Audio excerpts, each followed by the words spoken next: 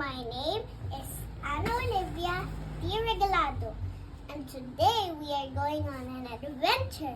We are going to learn about the different kinds of water forms. Did you know that 70% of the Earth's surface is covered in water?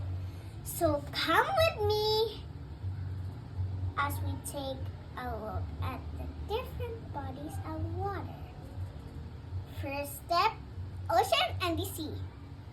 The sea and the ocean are the largest and deepest bodies of water, and they are salty water.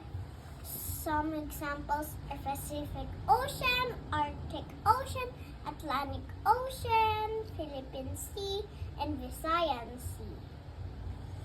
Next up is waterfalls. Water that flows from the edge of a high place is called a waterfall. They are a good source of electricity. Maria Cristina Falls in Mindanao is one of them. Next up, the river. The river is a strip of water that flows through many places. It comes from the mountains and flows to the sea. They contain fresh water.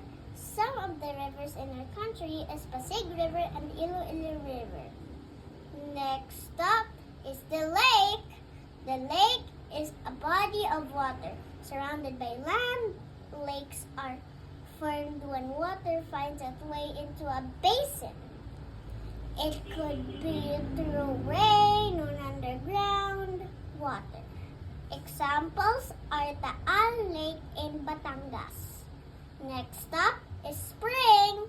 Spring is a body of water that comes out from the ground. We have Malumpati Cold Spring that is found in Antique. These are just some of the water forms that we have learned today, and there are still many more around Earth. Remember that we should take good care of what Mother Nature gave us to enjoy.